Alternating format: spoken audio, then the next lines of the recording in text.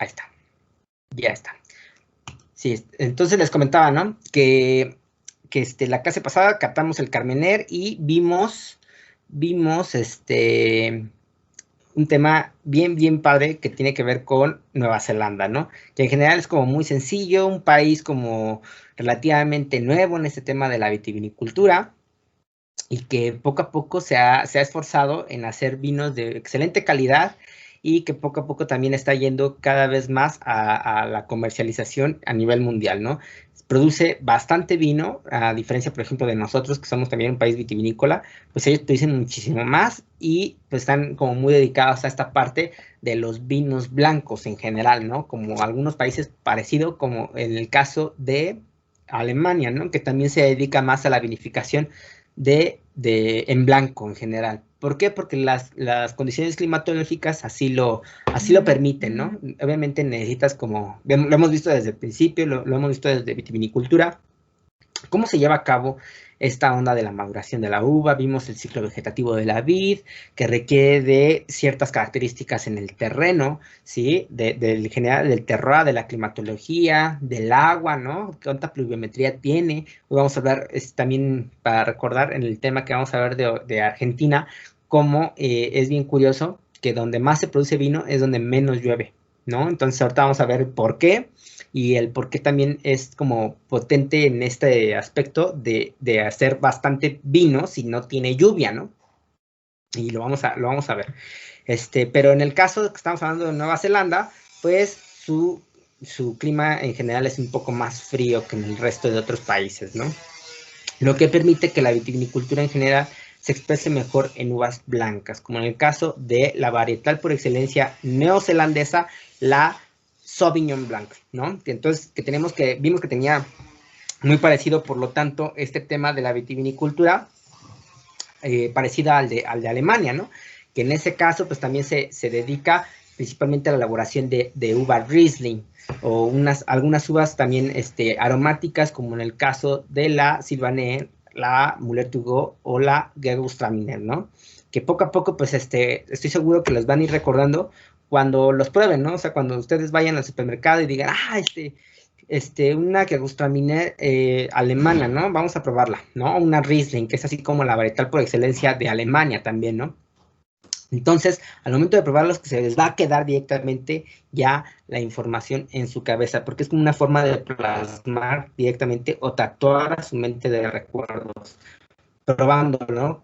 Como con una mezcla de y aparte pues se van a acordar incluso ya de las etiquetas que prueben, ¿no? Yo siempre luego le pongo a preguntar a los chavos que si recuerdan los vinos que han probado, ¿no? Me dicen, a veces sí, a veces recuerdan las etiquetas, a veces la mayoría no, porque como que nada más los prueban y ya, ¿no? Así como lo toman una pequeña olfateada y ya, ¿no? Pero no descubren tanto como lo que hemos visto directamente en las catas, ¿no?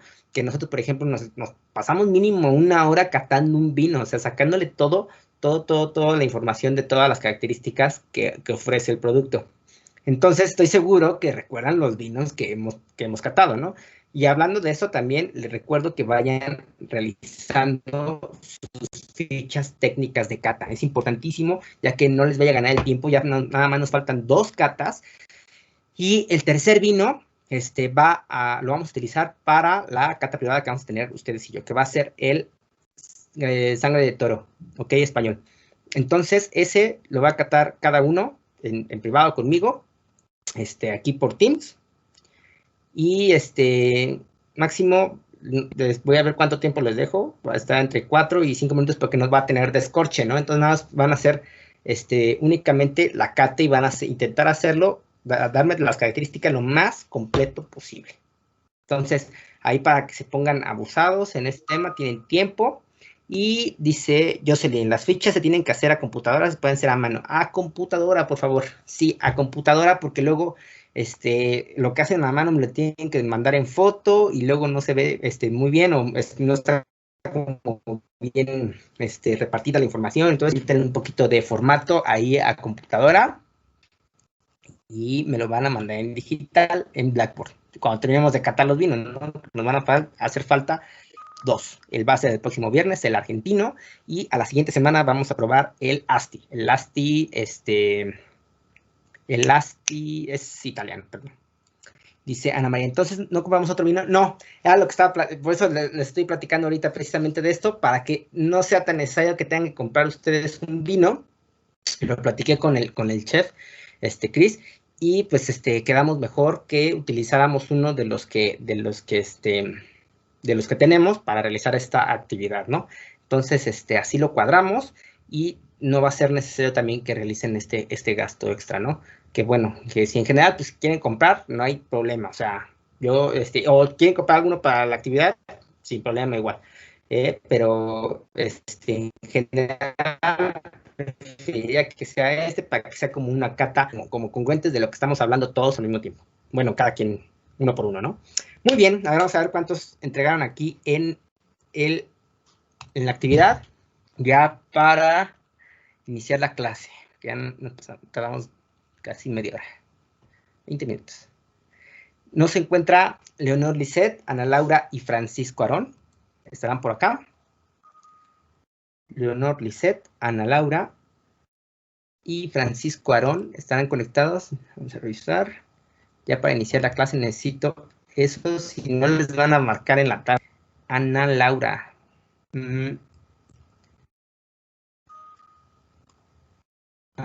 Francisco, creo que no está Francisco. No está Francisco y tampoco Lisset. No está. Pero Ana Laura sí aparece. ¿Estás por acá, Ana? Sí, pues aquí estoy. Porfa, ¿me apoyas con tu captura, Laurita? Sí. De acuerdo. Sí. En un momento se la paso. Qué linda, gracias. Muy bien. Sí. A ver, y pues creo que los otros dos chicos no se encuentran. Y en lo que Ana Laura pues nos manda su captura, vamos, les voy a mostrar mi pantalla. Nada, dejen un segundo que quito esto. Para terminar de ver estos videos que hicieron falta de Nueva Zelanda. En general, pues es así como mucha vista, ¿no? De cómo luce el terreno. Voy a presentar mi escritorio con audio. Audio. Escritorio. Aquí ya deben ver, ¿sí? Mi pantalla. Listo. Si no lo ven o no lo escuchan, me avisan, por favor. Vamos a ver la región de Marlborough.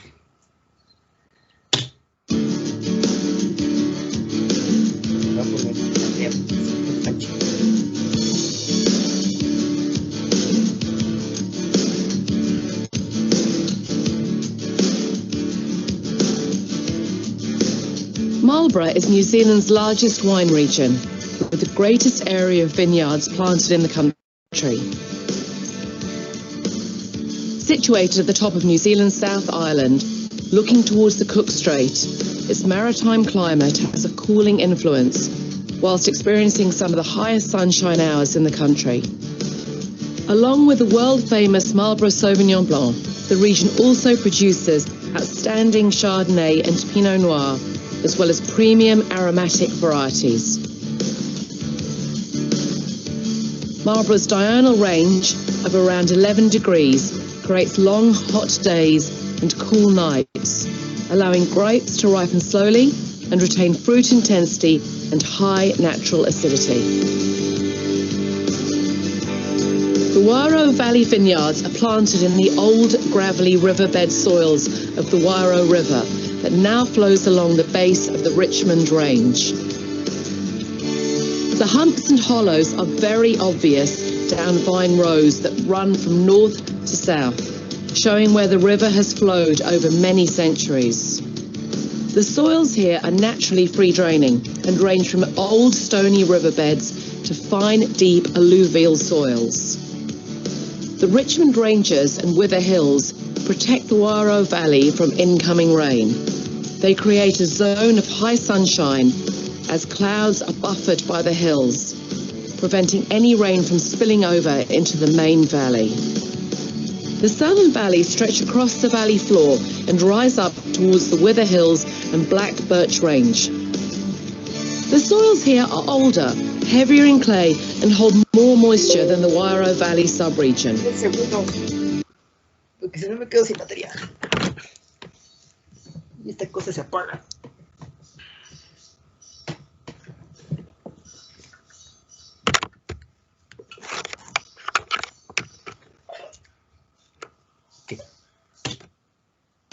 The rolling hills and valleys mean the majority of sites have good northerly orientation, which assists ripening on this cooler, drier side of the Wairau Valley.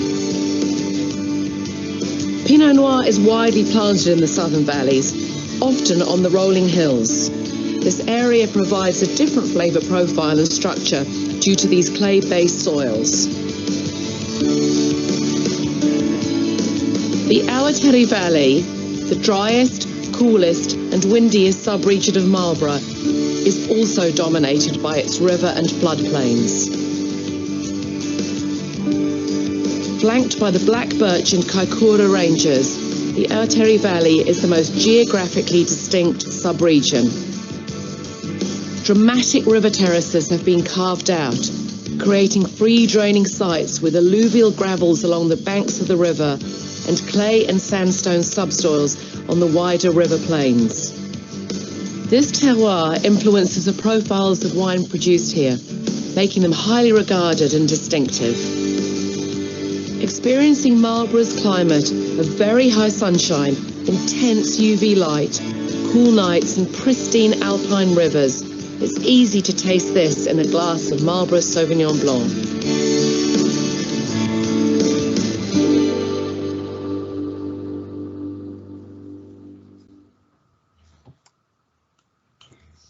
Ok. Ese video es sobre Marlborough. Este es sobre Auckland.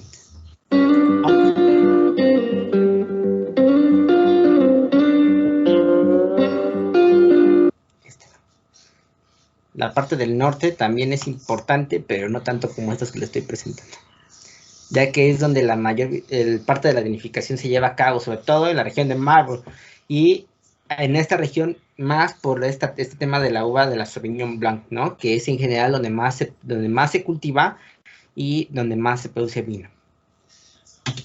Just city and home to one of the country's oldest and most diverse wine regions, spanning the narrow width of the Upper North Island. With vineyards planted on islands, steep coastal slopes and sheltered inland valleys stretching across both west and east coasts. With the Pacific Ocean to the east and the Tasman Sea to the west, every vineyard in the Greater Auckland area has a maritime influence. On the mainland, Auckland experiences some of the highest rainfall, cloud cover and humidity in the country, making thoughtful viticulture and vine training a must. Formed by volcanic activity 50,000 years ago, all of Auckland's vineyards, from Clevedon to Matakana, share a similar soil type of heavy clay that adds mineral complexity and hydrates the vines in hot, dry years. Kumeu is located in the foothills of the Waitakere Ranges. It is one of the oldest areas of winemaking in the country. The complex clay soils produce some of the best Chardonnay in the world, along with classic Merlot-based reds, which age remarkably well.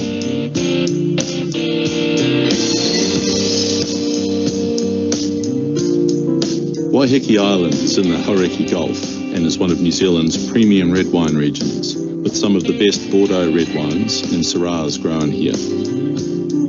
Waiheke is drier and warmer than the mainland.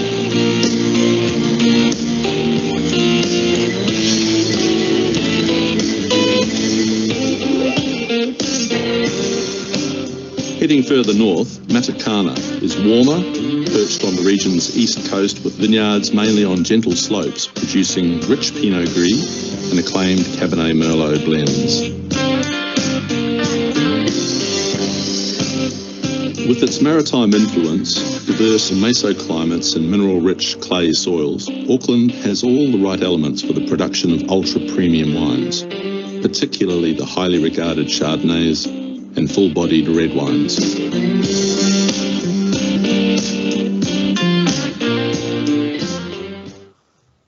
Ok. Región de Oakland. Cancelar. Y Cox Bay. Estas son las 3 regiones más importantes de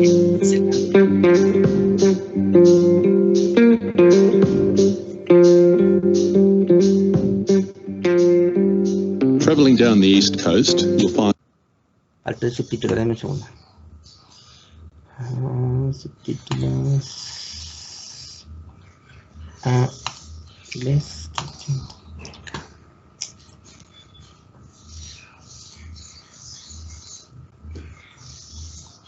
En español, porque hablamos español, ¿no? ¿O alguien habla estonio o filipino?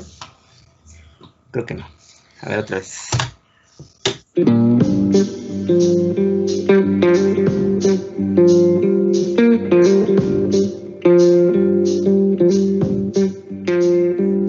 Travelling down the east coast, you'll find New Zealand's second largest wine region, Hawke's Bay. A diverse region with distinct sub-regional mesoclimates and vines planted across 25 different soil types. Combined with the Hawke's Bay's warm, dry maritime climate, this makes for one of the longest growing seasons in the country. Hawke's Bay successfully produces some of New Zealand's most famed Bordeaux blends, Syrah and Chardonnay. No less than 10 different sub-regions have been created by the movement of the main rivers over thousands of years. The Naruroro River and the Tukituki River have created a series of exposed ancient riverbeds winding around the region, from the coast to the cooler central Hawke's Bay hills. The Hawke's Bay's most significant and renowned region is the centrally located, low-lying Gimlet Gravels.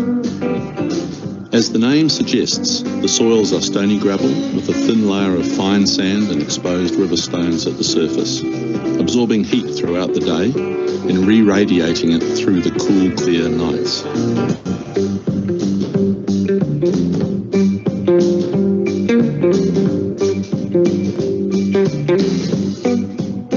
Further inland, neighbouring the Gimlet Gravels, is the Bridge Pah Triangle. Another premium sub-region, Bridge Pah has the oldest soils in the Hawke's Bay on what is called the Heratonga Plains.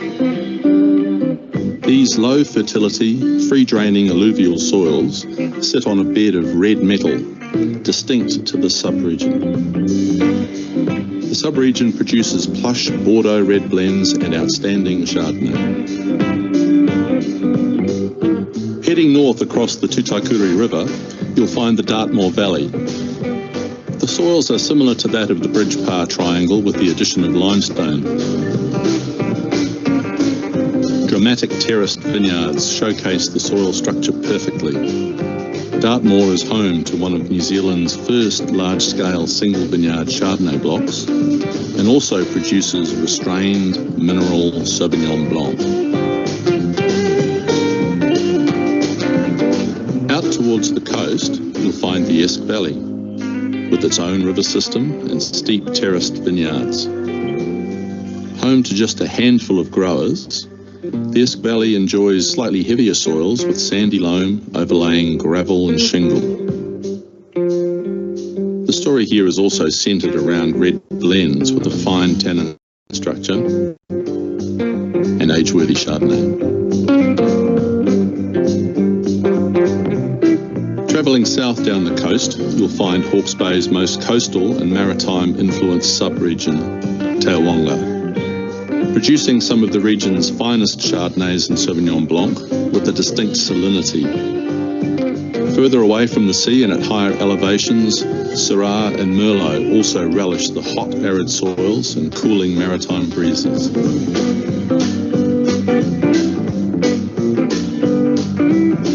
Inland from Taowonga, the Havelock Hills and stunning Te Mata Peak are made up of narrow terraces of alluvial limestone and greywacke. Some of the Hawke's Bay's most interesting and expensive wines come from this protected area. Syrah, Bordeaux blends and Chardonnay grow well on the elevated slopes, as well as deep, expressive Viognier. travelling well inland along the Narurora River, you'll find the cooler, more elevated sites of Crownthorpe and Mangatahi. With greater elevation and a cooler climate, these regions produce fresh white varieties including Sauvignon Blanc, Pinot Gris and some well-regarded Chardonnay. An hour's drive inland will take you to Central Hawke's Bay. Sites here enjoy a much cooler climate than anywhere else in the region, successfully growing Pinot Noir and Chardonnay on some elevated sites. Much more limestone is present throughout the Central Hawke's Bay, giving the wines a mineral edge and finesse. Hawke's Bay's diversity and sub-regional variation is a huge asset to the region, with the opportunity to create regional blends or single site and single vineyard expressions. The warm, low-vigour vineyards produce, at their best, rich, elegant Bordeaux blends, Syrah, as well as structured fine Chardonnay, all of which have shown the ability to age remarkably well.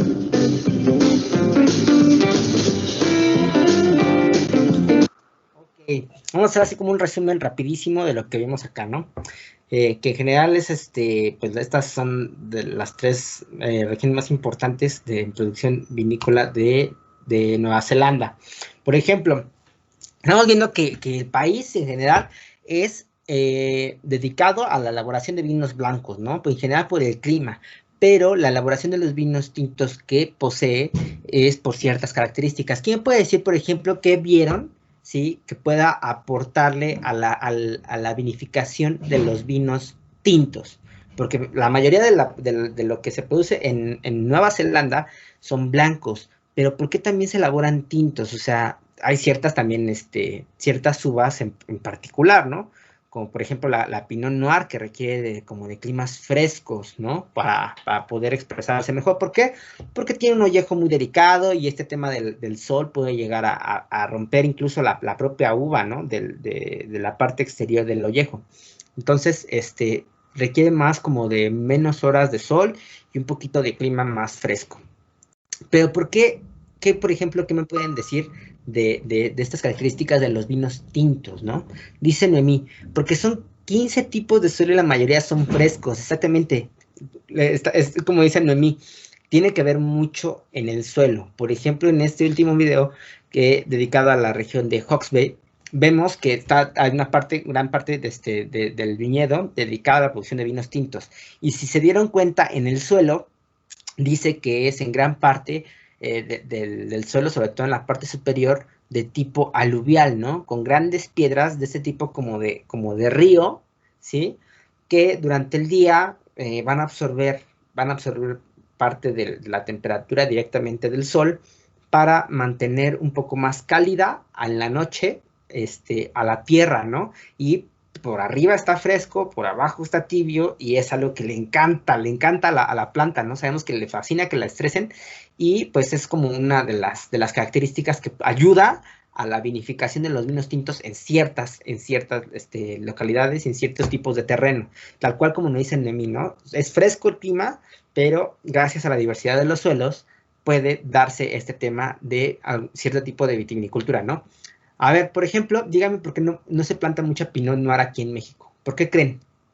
Así, más o menos, lo que sientan que o sea, sí hay, pero no, es muy poca. Es así como regiones bien contaditas y que no tiene así como demasiada producción, sino algunos, pero poquito, ¿no? ¿Qué creen que pasa en México con la Pinot Noir? Por ejemplo, se da en Estados Unidos, ¿no? Vemos que se ve aquí en Nueva Zelanda, se da en Alemania, ¿sí? Obviamente en Francia, ¿sí? Importantísimo la Borgoña. Por el tipo de suelo, sí tiene que ver mucho el suelo. Sí, claro que sí. Porque en este caso, pues no hay como de este tipo de suelo, en el caso como en el que vimos, ¿no? El aluvial es como poco en general. Pero es un poquito más, como nos dice Noemí, por los climas que son muy cálidos, que son del tipo tropical. Exactamente, muchas gracias, porque sí son ambas cosas, ¿no? O sea, donde está un poquito de ese terreno un tanto frío, el suelo no le ayuda.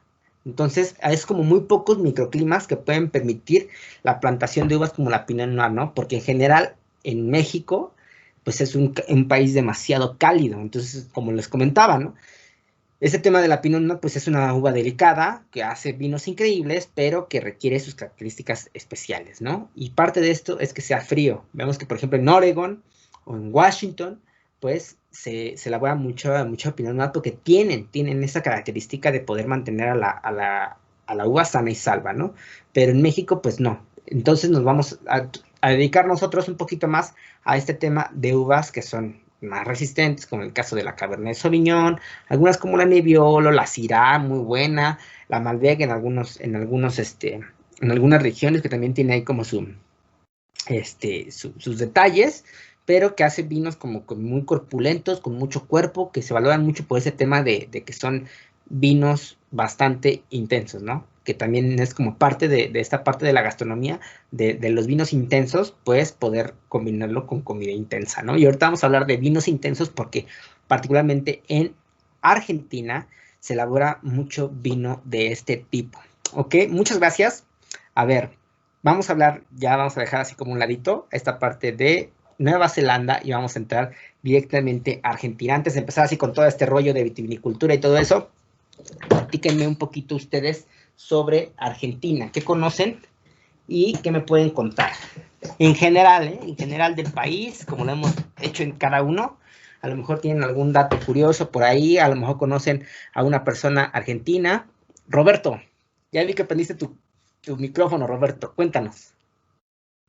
Tiene muy buenos cortes de carne.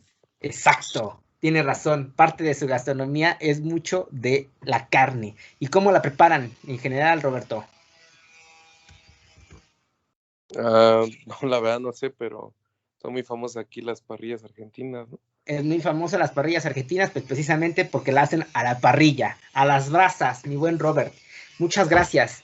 Correcto, a los argentinos les fascina la carne, ellos elaboran carne de muy buena calidad en general y parte también de su economía está muy ligado a esta parte de la ganadería y en general a la producción de carne. Entonces, son muy buenos y parte también de eso tiene que ver mucho con lo de los vinos que vamos a ver el día de hoy.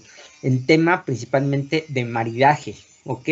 En tema de maridaje está como muy basado en temas de vinos fuertes, pues un poco de gastronomía argentina. ¿Por qué? Porque son como muy ad hoc, ¿no? Tienen intensidad en ambos aspectos y pues nacieron para estar juntos prácticamente, ¿no? A ver, otro dato, a ver qué me cuentas, por ejemplo, Elizabeth Sánchez.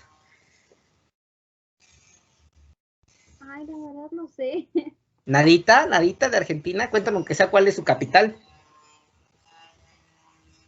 Ay, no sé. No me digas eso, Elizabeth, porque voy a ponerlos a hacer unas tarjetas para que se memoricen eso, ya que es de cultura general, ¿ok? A ver, ¿quién me dice, por ejemplo, la capital de Buenos Aires? La capital de Argentina. Ok, para acá también. Ya la dijo. Nos vemos, voy a renunciar, chao. ¡Qué vaciado! Argentina de capital es Buenos Aires. Es importante que conozcan ciertos datos de cultura general como esta. Pero a ver, entonces, ya que ya la regué yo, cuénteme o platíqueme un poquito de Argentina. A ver, alguien más. Hay un dato curiosillo que me cuenten de este país increíble. En general, bueno, eso es como un tanto controversial porque como que no sé por qué, pero las personas argentinas que he conocido como que no han sido muy agradables del todo. También son muy apasionadas por el fútbol, ¿no? Les encanta el fútbol, les encanta, les fascina, incluso ya ganaron 1 o 2 copas mundiales, si no mal recuerdo. Y fue aquí en México, ¿no? Si no mal recuerdo también. México del 86. Del 86. Sí. No recuerdo con quién, pero ganó también un mundial y son apasionadísimos del fútbol. Es correcto. Muchas gracias, Robert. Dice, su gastronomía está influenciada por la cocina italiana, creo. Correcto. Tiene como mucha influencia, ya que recibió en cierta parte de su historia a mucho inmigrante europeo. Y también esto fue parte de lo que ayudó también a la vinificación de vinos argentinos. ¿Por qué? Porque llegan muchas personas europeas con esta cultura del vino, que pues por temas de guerra y por etcétera, cuestiones sociales, empiezan a emigrar y se dan cuenta de que en Argentina hay muy buena calidad de vida. Entonces, emigran y traen de este tema pues un montonal de recursos gastronómicos y vitivinícolas y hacen un boom, ¿no? En este tema. Entonces, es correcto como nos dice Noemí, muchas gracias. Y Anaí dice, creo que viven más europeos en Argentina. Sí, es de los países que más europeos han emigrado en todo el mundo. Y ahorita lo vamos a ver también. Ok, un último dato. A ver. Yo digo uno, pero es que siempre que escucho a los argentinos siempre mencionan el dulce de leche. Supongo que están obsesionados. Les encanta. Creo que también es de su repostería. Creo que y la chocotorta, ¿no? Creo. ¿Cómo, perdón? La chocotorta que le llaman, que también lleva dulce de leche. Pues a todo le ponen, incluso es que no me acuerdo cómo se llaman unas galletas, no me acuerdo si es que creo que le llaman, para empezar creo que ni siquiera le llaman dulce de leche, si no me recuerdo creo que es arequipe, ¿no? Y no me acuerdo cómo se llaman estas galletitas que están rellenas de ese dulce de leche y le rellenan todos los pasteles, como dice. ¿Los alfajores? Alfajores, exactamente, alfajores es como un clásico, ¿no? De Argentina también. Es correcto, les fascina el dulce de leche. Deberían de conocer la cajeta, ¿no? para que sepan lo que es bueno. No, es cierto, cada uno tiene su particularidad, tiene ese toque especial, ¿no? Muy bien, muchas gracias, Jennifer. Es verdad, el dulce de leche, la había olvidado, les encanta. Le estaba platicando un poquito de los argentinos, ¿no? Yo no he conocido muchos, pero en general no sé por qué son así como medio chocosos, o un poquito como difíciles, van a decir palabras antisonantes, pues sí, no son muy amables que digamos, no sé por qué, o no sé si también no nos quieren a los mexicanos en particular, pero al menos yo no tenía así como muchos amigos argentinos, ¿no? Y me topé algunos, por ejemplo, en algunos viajes que fui a Cancún, nada, o sea, es así como de, tú eres mexicano, ¿no? ¿Y por qué me hablas? Pues porque somos como nosotros como muy cálidos, y ellos así de plan, así como de, hazte para allá, nada más vine a vacacionar, no pasar tiempo con los mexicanos. Pero en general, pues es un país increíble, es un país que tiene un montonal de recursos culturales, su gastronomía es increíble y tienen pues mucho de qué hablar. Así que vamos a ver de algunos datos curiosos de Argentina. Ahí les va de nuevo mi escritorio con sonido.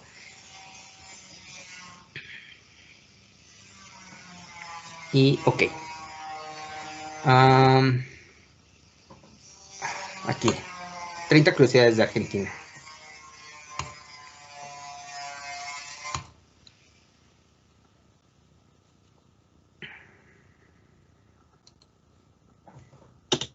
Amigos, ¿cómo están? Bienvenidos a Urcari, su canal de geografía de confianza. Hoy veremos 30 curiosidades que quizás no sabías sobre la Argentina. Comenzamos. Número 1. La Argentina posee 3 nombres oficiales. El primero es Provincias Unidas del Río de la Plata, el cual es su nombre más antiguo. El segundo es República Argentina y el tercero Confederación Argentina. Los dos últimos nombres también hacen alusión al Río de la Plata, ya que Argentum significa plata en latín, y esta relación de su nombre con el metal precioso proviene del periodo hispánico, pues en aquel entonces se conocía la región como el Virreinato del Río de la Plata, pues se creía que mediante este río se llegaría a la Sierra de la Plata, que posteriormente haría alusión. Les voy a poner aquí, voy a apagar mi micrófono porque hay mucho ruido aquí. A las minas de plata del Alto Perú, de cuyo mineral se sostuvo el imperio, y era la principal divisa del comercio mundial en aquellos años. Número 2. El noroeste argentino posee una puna llena de cuencas endorreicas, donde sus aguas no desembocan al mar ni a las tierras bajas. Debido a esto, en esta región hay una gran concentración de salares, que forman parte del Triángulo del Litio, que junto a Bolivia y Chile concentran las mayores reservas de litio del mundo, mineral esencial para la creación de baterías. Número 3. El glaciar Perito Moreno es uno de los lugares naturales más visitados de la Argentina, debido a su belleza y espectacularidad. El frente de avance del glaciar tiene 4.5 kilómetros de ancho, con un espesor de 60 metros. De este mismo se suelen desprender partes de hielo que se precipitan contra el agua, dando un espectáculo sin igual. Número 4. En los Andes argentinos se pueden encontrar una gran cantidad de ruinas prehispánicas monumentales, desde impresionantes ciudades nativas como la ciudad de Tástil, hasta monumentos construidos por los incas en su expansión al sur, como Pucará de Tilcara. Número 5. La Argentina es uno de los países de América que más guerras ha tenido durante su historia, destacándose conflictos contra imperios como el español, el francés y el británico, o de países vecinos que ya no existen como tal, como la Confederación Perú-Boliviana o el Imperio del Brasil. Número 6. Hacia finales del siglo XIX y principios del XX, la Argentina se convirtió en uno de los países más ricos del mundo, quedando por delante de países como Estados Unidos, Bélgica, Reino Unido, Nueva Zelanda y muchos más. Es por esto que la Argentina fue uno de los países de Latinoamérica que más inmigración europea no española recibió durante su historia.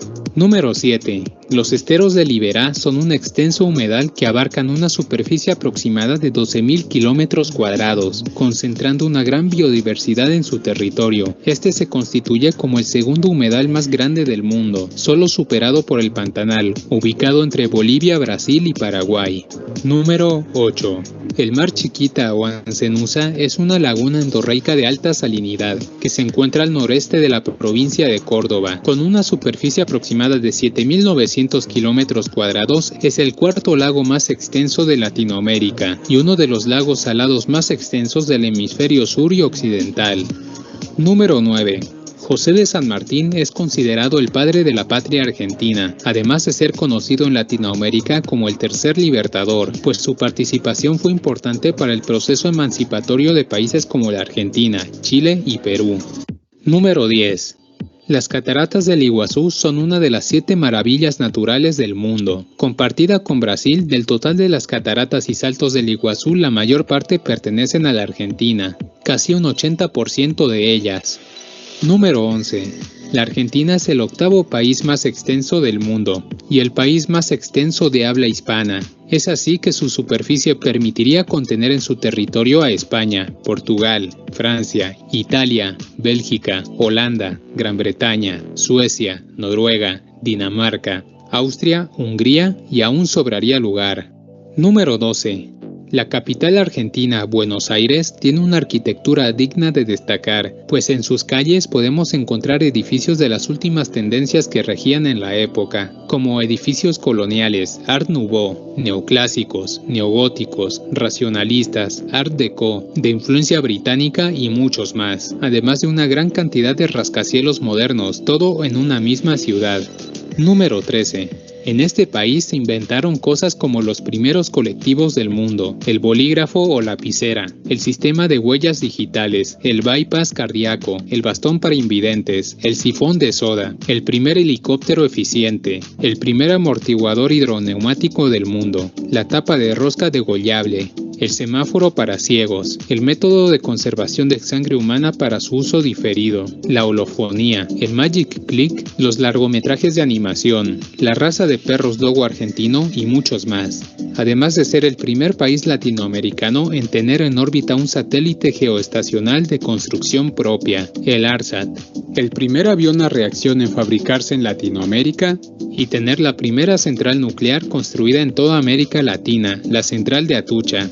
Número 14. La Patagonia es el área geográfica más extensa del país, donde se pueden observar una gran cantidad de paisajes increíbles. Sin embargo, también es una de las menos pobladas. Esta se divide en dos sectores, la Patagonia Oriental, que es una meseta árida de gran extensión y algunos valles muy fértiles, y la Patagonia Occidental, que es una área boscosa y montañosa, con una gran cantidad de lagos, nevados y glaciares. Número 15. En la Argentina se encontraron los restos fósiles de lo que se presume es el dinosaurio más grande del mundo. No por nada este fue bautizado como Argentinosaurus vinculensis. Número 16. Existen muchas versiones sobre por qué Belgrano eligió los colores celeste y blanco para representar y dar una identidad a su gente. Sin embargo, la versión más aceptada es porque estos colores representaban a la dinastía de los Borbones, casa real que gobernaba el Imperio Español y había sido derrocada por Napoleón Bonaparte, quien había nombrado como rey de España a su hermano José Bonaparte, razón por la cual se crearía la primera Junta de Gobierno de las Provincias Unidas del Río de la Plata. Posteriormente, cuando las Provincias Unidas se independizaron de España, se decidió emplear la bandera de Belgrano como símbolo del naciente país. Número 17. Aunque en el pasado la Argentina vendía más bienes manufacturados y de servicios, hoy en día las mayores exportaciones están centradas en la industria agropecuaria. Productos como el maíz, el trigo, la soja, la carne vacuna, la porcina y la equina son los productos más exportados del país. Número 18. La comida argentina es muy variada. Entre sus platos más representativos podemos mencionar el bife de chorizo, la milanesa napolitana, las empanadas en sus distintas preparaciones, el choripán, el locro, el matambre, las tortas fritas, los ñoquis, el mondongo, el puchero, la polenta, los sorrentinos, la gran variedad de guisos, el asado en sus distintas presentaciones, además de no olvidar el tradicional alfajor, la chocotorta y el dulce de leche. Todo esto acompañado de un buen mate, su bebida más consumida. Número 19. La Argentina ha ganado 2 Copas Mundiales de Fútbol, una en Buenos Aires el 25 de junio de 1978 contra Holanda, ganando por 3-1, y la otra en México, en aquel entonces Distrito Federal, el 29 de junio de 1986 contra Alemania, ganando por 3-2. Número 20. En la Argentina hay una gran variedad cultural, por esta razón es que en el país se bailan gran cantidad de música y danzas folclóricas, siendo los más típicos según la región géneros como el tango, el chamamé, la chamarrita, la milonga, el triunfo, el malambo, la cueca cuyana, la tonada, la chacarera, la samba, el carnavalito, el taquirari y muchos más. Número 21. La Cueva de las Manos, ubicado en el profundo cañadón del río Pinturas, contiene la muestra del arte más antiguo de Sudamérica, siendo pintado el 7300 a.C. Número 22. La montaña más alta del continente americano y del mundo si descartamos las cordilleras del Asia Oriental y Central es el Aconcagua, situado en la provincia de Mendoza, al oeste de la Argentina. Este cerro tiene 6.962 metros de altitud. Además, si hablamos de altura, el Nevado Ojos del Salado, que está ubicado entre la Argentina y Chile, es el volcán más alto del planeta. Número 23. La frontera de Argentina y Chile es la tercera más larga del mundo, con 5.110 kilómetros de longitud. Esta solo es superada por la frontera entre Estados Unidos y Canadá y la frontera de Rusia y Kazajistán. Número 24. La mayor extensión de hielos continentales no polares del hemisferio sur es el campo de hielo Patagónico Sur, ubicado entre la Argentina y Chile. Con una extensión de 16.800 kilómetros cuadrados, tiene una superficie igual a la zona metropolitana de Río de Janeiro, la Ciudad de México y Buenos Aires juntas. Número 25. La red ferroviaria argentina llegó a ser una de las más grandes del mundo y sigue siendo la más extensa de Latinoamérica y la octava más extensa del planeta, con 47.059 kilómetros de rieles, pero el levantamiento de vías y el énfasis en el transporte automotor fueron reduciéndola progresivamente. Número 26. Ushuaia se constituye actualmente como la puerta de entrada a la Antártida, por ser un destino estratégicamente ubicado a tan solo 1.000 kilómetros del continente blanco, y por contar con una infraestructura y servicios turísticos necesarios para cubrir los requerimientos de las embarcaciones y sus pasajeros. Número 27. Aunque la desembocadura del río Paraná y Uruguay tenga por nombre Río de la Plata, este en realidad es un estuario, pues su caudal está conectado directamente con el océano. Sin embargo, el volumen de aguas dulces que aportan los ríos a este estuario es tan grande que tiñe al océano, e incluso gran parte de sus aguas continúan dulces. No por nada, uno de los primeros nombres que recibió este lugar fue el Mar de Agua Dulce. Número 28. La Argentina actualmente posee 495 áreas protegidas, abarcando una superficie de 356.917 kilómetros cuadrados de áreas protegidas, una superficie muy similar a la de Alemania. Número 29. La selva paranaense es una de las selvas más deforestadas del mundo, de la que se destruyó cerca del 92%. En lo que queda de esta selva, se conserva una gran diversidad de especies en peligro de extinción, y la Argentina, a pesar de ser el país que menor superficie poseía de esta selva, actualmente es el país que mejor la conserva. Esto es perfectamente visible desde un satélite, mientras que en Paraguay y en Brasil existe un tono verde claro por la deforestación y un tono verde por algunas áreas protegidas. En la Argentina se conserva gran parte de esta, y esperemos que continúe así. Número 30. La Argentina posee varios patrimonios de la humanidad, como el Parque Nacional Los Glaciares, el Parque Nacional Iguazú, la Cueva de las Manos, la Península Valdés, los parques naturales de Ichigualasto y Talampaya, la Manzana y las estancias jesuíticas de Córdoba, la Quebrada de Humahuaca, el Capacñán o sistema vial andino que comparte con sus vecinos andinos y las misiones jesuíticas guaraníes.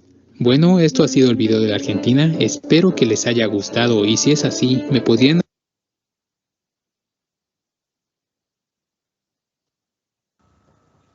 Ok, y ahora sí les... Ah, no es cierto. Falta otro video. Rápidamente.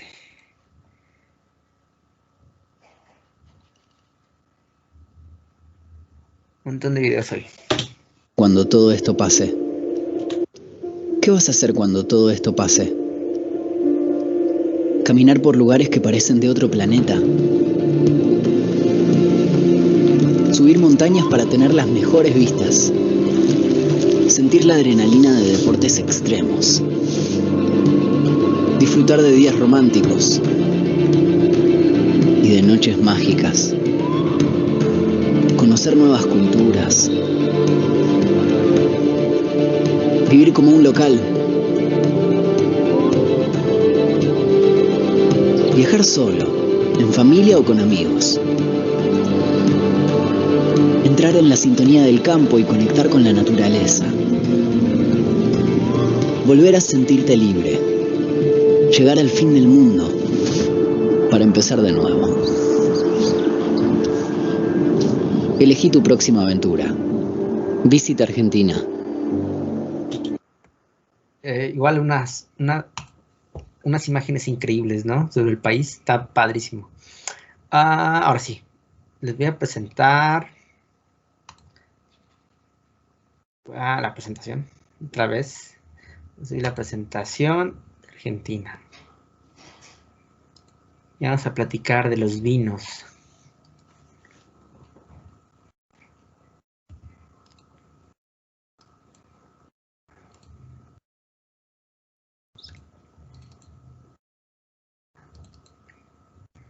Argentina.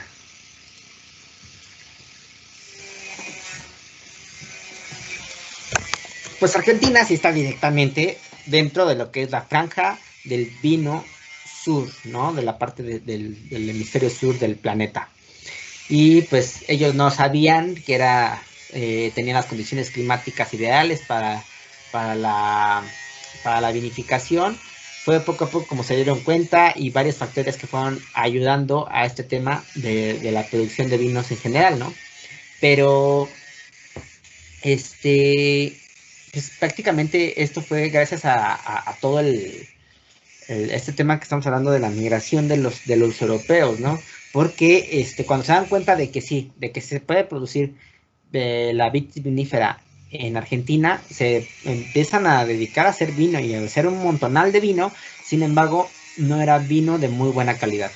Pero con el paso del tiempo, con esta parte de la ayuda de la migración, fue cada vez incrementando muchísimo más la calidad hasta llegar a ser una potencia en este tema como es el día de hoy. Entonces ya está cargando aquí la presentación y vamos a ver. Ahí está.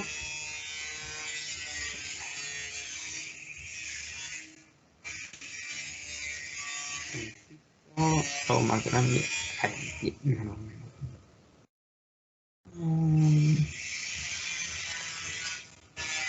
A ver ahí. Ahora sí, vamos a hablar de Argentina. Estos son los videos que vimos hace un ratito. Y pues ya, ¿no? Se encuentra en el hemisferio sur del planeta, en Sudamérica, obviamente. Bueno, por si no conocían su ubicación, colindante directamente con países importantes como Chile, Uruguay, Paraguay, Bolivia y Brasil, ¿no? Y también una parte extensa también colindante con el Océano Atlántico y al sur con el Océano Ártico. ¿Ok? Un montonal de aspectos climatológicos, pues se ve resumido en los vinos también de Argentina. En los datos generales, este país ocupa el 5º lugar en la producción vinícola de todo el mundo. A veces 5º, a veces 6º, ahí peleándose con Australia, a veces a ver quién produce un poquito más, a ver quién produce un poquito menos, pero ahí se van, ¿no? ¿Cuánto producen? 11.8 millones de hectolitros, que es un chorro y un montón.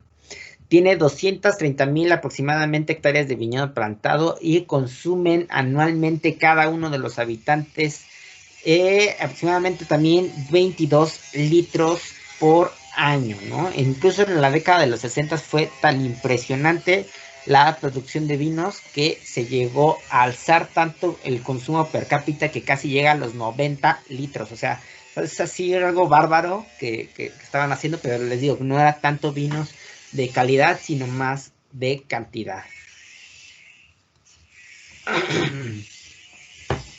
Un poco de historia, pues todo esto, en general la práctica de la vitivinicultura se lleva o se remonta a más de 400 años desde que llega la vitis vinífera a América. Vemos que llega directamente por la religión, siendo México donde primero, ¿no? Donde primero se asienta esta práctica, principalmente del centro hacia el norte del país. Pues consecuente se fue llegando cada vez más a los territorios adyacentes hacia el sur. Y pues también llegó gracias a la religión, ¿no? Dice, llegan los sacerdotes a estas tierras y cerca de los monasterios ponen sus viñedos para la elaboración de vino, principalmente para las misas católicas. El desarrollo de la vid se aceleró mucho más cerca de los Andes, particularmente en las regiones vinícolas de Argentina. Las más importantes pues no se encuentran muy alejadas de lo que es el océano. Está principalmente más cerca de esta parte de la cordillera de los Andes. Entonces esto también lo vamos a entender, porque todo ese tiene un porqué, ¿no? Dice, en las provincias de Mendoza y San Juan se implantaron los primeros viñedos entre los años aproximadamente 1569 a esa década de 1589, lo que dio lugar con el transcurso del tiempo al desarrollo de una gran industria que se transformó en aridez de esta zona, que en general pues por poca pluviometría, a verdes y extensos oasis. Ok, esto es un tema bien importante. De acuerdo, Jennifer, no te preocupes, revisas la grabación, que todo esté en orden, no hay problema. Vemos aquí, por ejemplo, estas regiones de Mendoza y San Juan, que a la fecha son las regiones más importantes vinícolas de Argentina. Están bien alejadas, bien alejadas del mar, ¿no? Y en general, pues, era una zona completamente árida, pero así tremendamente árida, o sea, lo máximo, ¿no? A lo mejor casi no tirando el desierto, pero sí bastante árido, ¿no? Y pues aquí pues tienen las condiciones climatológicas para la vinificación. A ver, si es árido, ¿cómo es que hay más vinificación en esta parte? ¿Por qué no nos inclinamos donde haya más pluviometría? ¿Por qué nos quedamos donde está árido? ¿Qué creen ustedes que sea la razón por la cual en estas regiones, que en general no llueve mucho, haya más plantación y producción de vid para vino, principalmente? A ver, ¿qué les viene a la mente? Y más o menos ya lo deben saber porque vimos un poquito de Chile. A ver si lo pueden relacionar con esa onda. A ver, más o menos, ¿qué se les ocurre? ¿Por qué habrá mucha producción de vino que requiere como de una parte importante del agua? O sea, el agua es vital para el crecimiento de la vid, es la mayoría del compuesto que se encuentra directamente en el vino, pero si no hay mucha que caiga del cielo, ¿cómo hacen vino. A ver, vamos a llegar a esta idea juntos, porque es importante. Tiene la climatología, tiene esta parte de que estresa la uva, le fascina. En general los suelos son como de poca materia orgánica, que también es lo ideal para la vid. ¿Qué hay para que podamos obtener el agua? ¿De dónde la sacamos? ¿De dónde obtenemos el agua en estas regiones? Si son áridas, no hay agua. Están bien alejadas del mar. Obviamente no se puede también regar un viñedo con agua de mar, pero entonces, ¿qué hacemos? ¿Qué hacemos con cómo obtenemos el agua? Y esto es punto clave para darnos cuenta de la calidad de los vinos argentinos. Esta es de vital importancia. A ver, vean aquí, por ejemplo, en el mapa, están, por ejemplo, las regiones de Mendoza, la región de San Juan al norte, la región de La Rioja, que ahorita también vamos a hablar un poquito de esta controversia que tiene con España por el mismo nombre, que también es una zona vinícola importante. ¿Cómo obtienen el agua, chavos? A ver, ¿quién me dice? ¿Cómo la obtienen?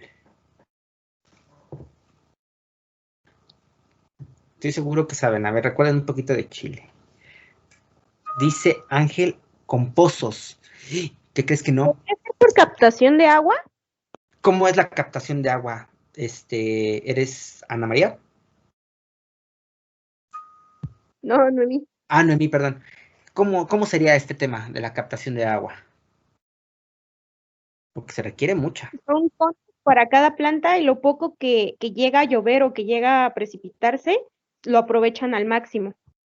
Ok, de que lo aprovechen al máximo, lo aprovechan al máximo, pero no tienen esa posibilidad, porque imagínate, es una producción, pero monstruosa. O sea, de lo que les estoy hablando es que es el quinto país más importante, y en esta zona árida es donde más se elabora vino. Más o menos puede ser que no, creo que no es cierto, Noemí, perdóname, no te quiero engañar. Pero no es por captación de agua. Dice Anaí Guadalupe, aguas subterráneas. No, ya les voy a decir para no tardarnos toda la clase. Están pegadas a la cordillera de los Andes, que es esta parte de montañas que gracias al deshielo provoca canales y con ende van a obtener el agua útil para realizar riego por goteo. ¿Recuerdan del riego por goteo al principio cuando estaban viendo vitivinicultura, de que les explicaban del riego de secano, de la aspersión y del que es por goteo? El mejor para la producción de vino es por goteo, porque le das a la planta lo que necesita nada más y el resto, o sea, no le das demasiada agua para que también la uva no produzca demasiada agua, ¿no? Sino nada más la que necesita y tan. ¿Dónde la obtienen? De la cordillera gracias al deshielo que provocan las montañas, que va a generar canales de agua limpia para que con esto también utilicen directamente el agua para el riego por goteo. Es por eso que los vinos argentinos, principalmente de esta zona que está pegada a esta parte de los Andes, en donde más se produce, y se produce vinos de muy buena calidad sin necesidad de tener que ser demasiado caros.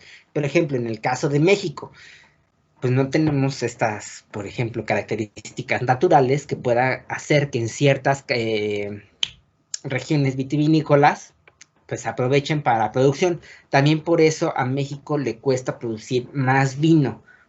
No tanto porque sea imposible, no tanto porque no se pueda, ¿no? Porque sabemos que México está haciendo muy buen vino, ¿no? Por ejemplo, tiene el mejor Cabernet Sauvignon del mundo. Y en general, pues vinos muy, muy premiados a nivel internacional. Pero no hay agua en las zonas vinícolas de nuestro país. Y cada vez, pues es un tema controversial porque se necesita también para la gente que vive en esta zona, ¿no? Entonces, pues la producción de vinos, pues es algo que requiere de mucha agua y por eso, es como aquí en Argentina lo han aprovechado de una manera óptima, ¿no? Dice Anaí, un procedimiento parecido como el que tienen agua del Iztaccíhuatl. No sé cómo obtengan el agua del Iztaccíhuatl. A ver, platícanos un poquito de eso, Anaí. Me interesó. ¿De qué trata? ¿Cómo está eso? ¿De qué obtienen? ¿Para qué la usan? porque este es como una parte de generar agua, ¿no? Directamente. ¿No tienes tu micrófono? Anaí. Creo que no. Sino ahorita que nos escriba para ver de qué se trata. Ese tema de la obtención del agua directamente del glaciar, igual que me imagino que también tiene que ver con el deshielo y con ende, pues, que van a aprovechar el agua, ¿no? Ok, muchas gracias, Anaí. Ahorita nos cuentas un poquito de cómo es este tema, que debe ser interesante también. Porque en general, una de las ciudades más mundialmente problemática en este aspecto del agua, y algo que quiero hacer mucha conciencia, pues es la Ciudad de México, que en general nosotros estamos secando prácticamente todo de donde obtenemos el agua, del Sumacinta y toda esta onda, de donde obtenemos el agua, y por entre conciencia y por utilizar el agua para otras prácticas, pues, principalmente de producción, pues nos estamos quedando sin agua. Entonces es importante que también la cuidemos mucho. Sé que no nos falta a veces demasiado, porque se está extrayendo del subsuelo, y con esto pues está provocando otros problemas, pero en general ya no nos subastase, ya no nos llega el agua de los mantos donde en general la solíamos obtener. Ya tenemos que estar escarbando en el subsuelo para poder obtenerla cada vez más profundo, y eso también está creando otras repercusiones en la naturaleza. Entonces, por favor, cuiden mucho el agua, y siempre que vean a alguien desperdiciando, díganle, oye, sabes que tenemos un problema de agua, no lo hagas, ¿no? Sé consciente, porque un día nos vamos a quedar sin agua, y sin agua pues prácticamente no hay nada de vida, ¿ok? Entonces, eso es algo muy importante que también tenemos que tener en cuenta. Volvemos a Argentina, ¿no? Dentro de la historia, para que no me clave con este tema. En el siglo XIX, los europeos inmigrantes traen nuevas variedades y técnicas, ¿no? Gran proporción en Mendoza de población inmigrante europea fue un factor preponderante que influyó en el gran auge de la viticultura argentina. Traen las prácticas, traen la cultura del vino en general, ven que el terreno es óptimo y pues se dedican a hacer vino, ¿no? Gracias al ferrocarril, que vemos que fue una parte también importante en general para el nivel industrial del país en Argentina, pues da un boom en la industria del vino y a nivel nacional. Y el vino era producción masiva, pero de baja calidad. Se producía mucha uva, pero no vinificación de excelente calidad. Era mucho más de cantidad y no de calidad.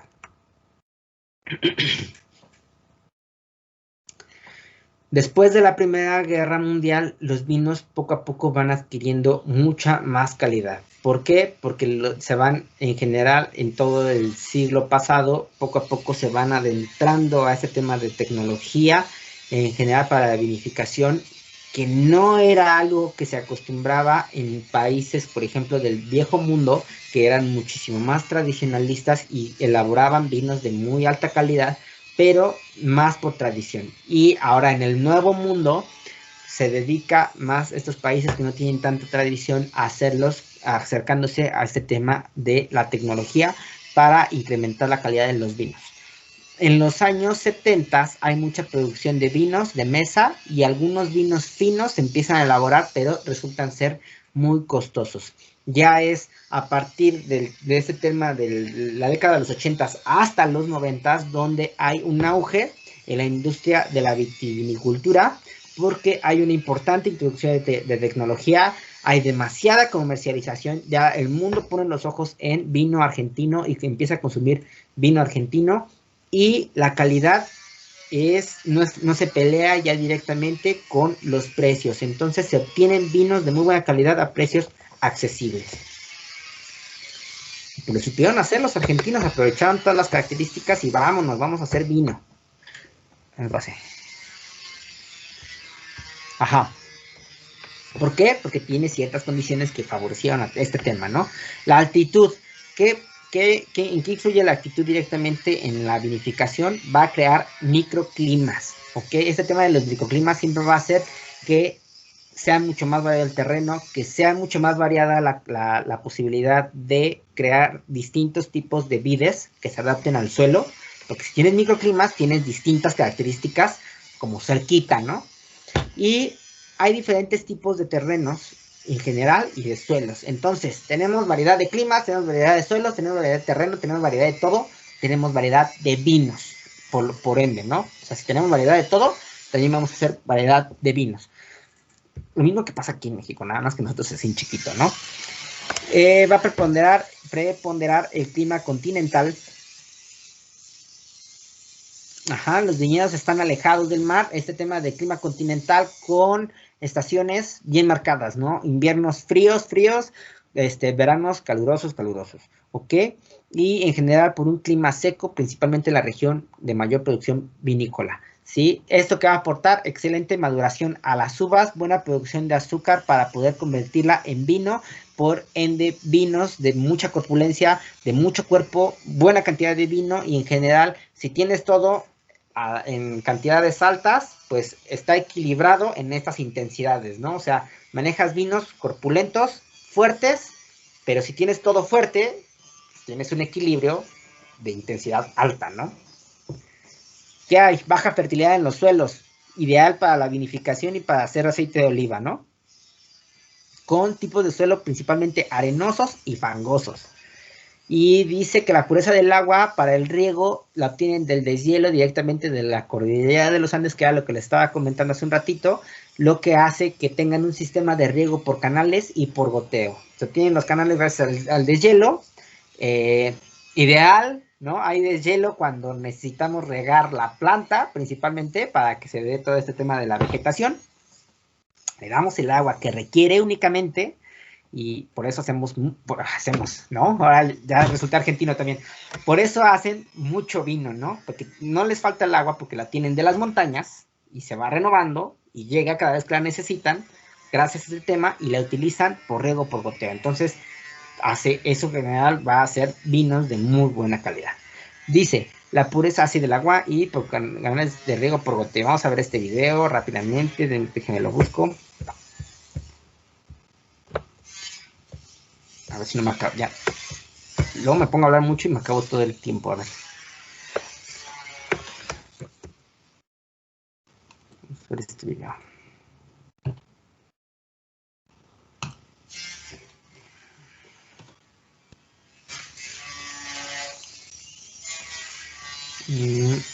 Ok. Y les muestro mi escritorio. Yo creo que les vamos a dejar con el puro escritorio porque todavía faltan otros videos aparte. Entonces, si no, no nos va a dar tiempo en lo que estamos quitando y poniendo la presentación. Incluido del equipo y sonido allí. Ajá.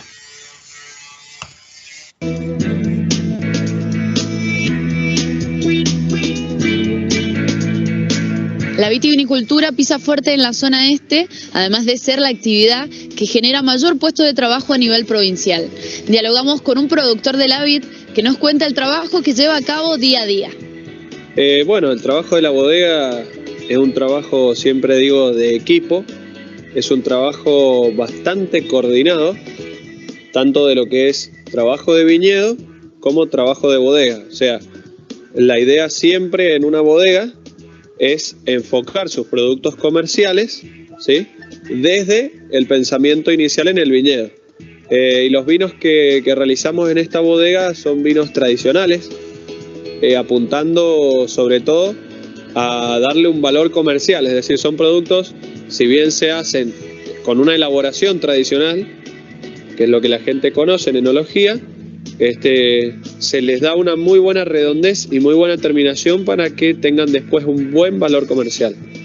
Las bodegas que tienen productos fraccionados, que venden tanto en el mercado local como en el extranjero, es un trabajo de todo el año.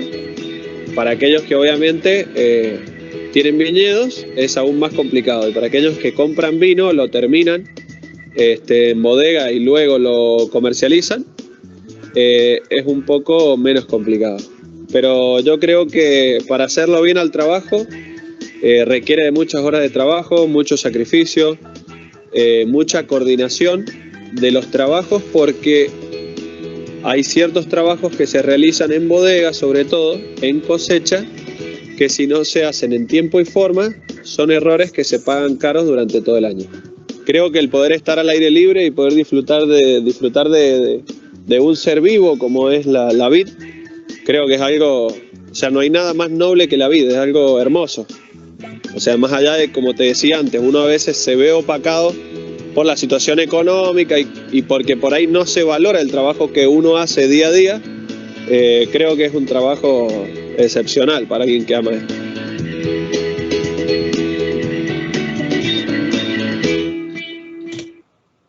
Sale. Acá tengo la presentación y me quedé por acá, ¿no? Sí, el suelo, ¿no? Vean, así como esas características, por ejemplo, que es principalmente arenoso y fangoso. ¿Qué hace que tenga poco drenaje en general? ¿Sí? Lo que va a hacer que nada más el agua que le demos también la aproveche, que no se escape directamente, que se vaya al subsuelo y que la aproveche lo más posible la planta, porque al hacer riego por goteo y al poder aprovecharse mejor el agua, puedes producir más vino también, ¿no?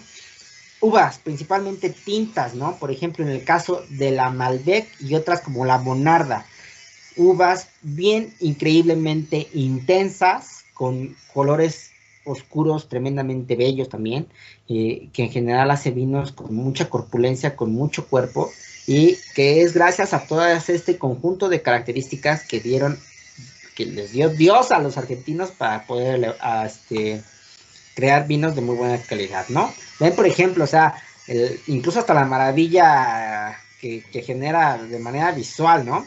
Cómo se ven las montañas directamente ligado con este tema de los viñedos, ¿no? ¿Qué tenemos? Tenemos frío de las montañas, tenemos el clima general caluroso, que es árido, les da a cada uno aporte a la vid, ¿sí? La estresa hace que saque todas estas características de nutrimentos que en general que el sol que obtiene lo realice perfectamente la fotosíntesis, que nutra muy bien a la planta. Con el agua que obtenemos de las montañas la regamos y todo está hecho en esta región para que sea increíble la vinificación. Dice, la humedad relativamente es baja, ¿no? Ya vimos que también el suelo le ayuda a conservar la humedad, ¿no? Que si hay sol, pues que no se evapore nada más, ¿no? Que se quede ahí porque estamos en terrenos fangosos y arenosos. No tiene demasiado drenaje, se queda, no se va al subsuelo, se queda, ¿sí? Sumado a la precipitación escasa, no hay lluvia, ¿no? Entonces optamos por riegos, pero sí hay agua, ¿no? Optamos de riego por goteo. Constituye una condición excepcional para la calidad del vino y el estado sanitario de las uvas. O sea, incluso le ayuda a que no desarrolle enfermedades. ¿Por qué? Porque, por ejemplo, ellos casi no padecen de esta enfermedad de hongos, por ejemplo, ¿no? ¿Por qué? Porque no hay tanta humedad que pueda generar que haga que las esporas, ¿sí? Se tengan como el ambiente para crecer, ¿no? Entonces, hasta libres de enfermedades están, ¿no? En estos lugares increíbles. Vean, por ejemplo, que se haga bien la imagen, o sea, es precioso las montañas, el viñedo, todas las características, ¿no? Todo lo tienen allá en Argentina. Varietales más importantes, anotar esto, es importantísimo. Varietal por excelencia, tinta, la Malbec, ¿sí? Es la uva más plantada de Argentina, es la que más todo de Argentina, ¿no? Es la variedad por excelencia de Argentina como tal, hace vinos increíbles y ahorita vamos a hablar de ella. De las blancas, la más importante, la uva torrontés, esta de un origen español, pero que se considera que fue así como como algo que la naturaleza también les dio a los argentinos, gracias como así como de que trajeron como moscatel de Alejandría y otra que no recuerdo, y se vio prácticamente allí en Argentina, porque era así como tenía que nacer la torrontés, ¿no? Y hay dos variedades, la torrontés riojana o riojano, principalmente en las regiones de Salta y La Rioja, y el torrontés mendocino. Y la Malbec, ya la conocemos, ¿no? Principalmente originaria de Francia, en la región de Bordeaux, es parte también de la mezcla de la Mesta Bordalesa, ¿sí? Es la más plantada y muy reconocido de los vinos argentinos a partir de esta cepa, que incluso tiene un Día Nacional de la Malbec que ya se ha vuelto internacional y si no me equivoco va a ser pronto, el 17 de abril. Entonces vamos a ver otros dos videos.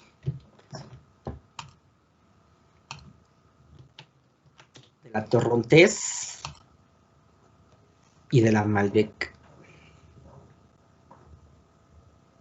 Es una uva increíble, ambas. En los valles calchaquíes de Salta, en el norte de Argentina, estos viñedos crecen a más de 3.000 metros sobre el nivel del mar. Son una de las cepas que a más altitud se cultivan. Al parecer, la altura le da un toque especial a un excepcional vino frutal cada vez más popular, el torrontés.